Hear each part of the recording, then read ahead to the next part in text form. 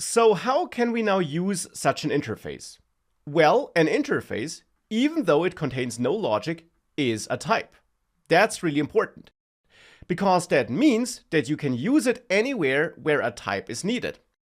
For example, here in our main Go file, we can go to this save data function on which we're working and use this new saver interface as a type for data. So this here is now our interface, and that's now used as a type for data. And that simply means that we guarantee that whatever data will be, whichever concrete type of value it will be of some type that adheres to that saver interface, so that signed that saver interface contract. Whichever type we receive here for data will have signed that contract. Therefore, inside of save data, we can safely call this save method on data. And Go and the IDE won't complain here. That means that we can basically copy all our code here and paste that into save data. I just have to make sure that I'm returning an error here, and that we use the := operator now, because now here in this function, that's the first time we're creating this error variable. And we should use data.save instead of user_node_save.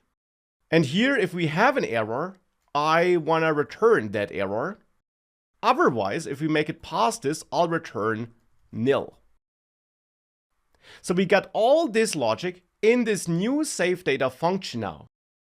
And that allows us to go back to the main function and get rid of this code here, and instead simply call save data and pass our user node to save data.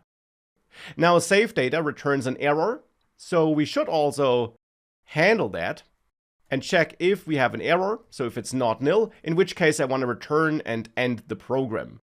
Now here it would have ended after this line of code anyways, so we technically don't need to do this here, but we will need to do this up here, where I can also replace this code for saving the to-do. Now here we can also call save data, but now we pass the to-do to save data. And here I then want to handle the error so that I exit out of the program without trying to save the node, if saving the to-do fails. And that's how we can use this interface. If we run this code again, I can therefore enter all this information again,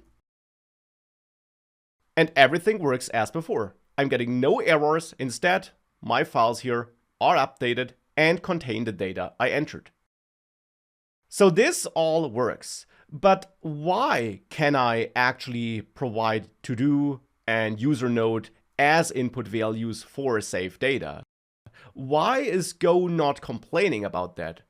After all, I'm expecting a value of type saver here, which is my interface.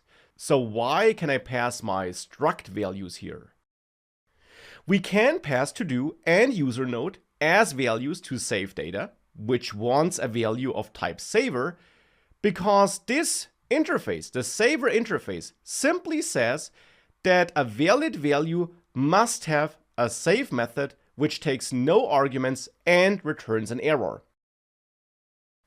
And unlike in other programming languages, in Go, you don't have to explicitly connect this interface to some other type to force that type to adhere to that interface. Instead, Go simply takes a look at the value you're passing to save data here, which wants such an interface type, and it takes a look at that value and simply checks if that value, that to-do struct in this case, has such a save method that fulfills the requirements of my saver interface. And that's the case, because the requirement is a save method without arguments and an error return type, and that's exactly what we have here. So Go sees that the to-do struct as well as the node struct, that both these structs have this save method and therefore correctly implement this interface. And that's why we can pass those values without any issues to save data. And that's why interfaces can be really useful, because they can help us write more generic and more flexible code, more reusable code. Because we can now use one save data function here to save the data for two different types of values.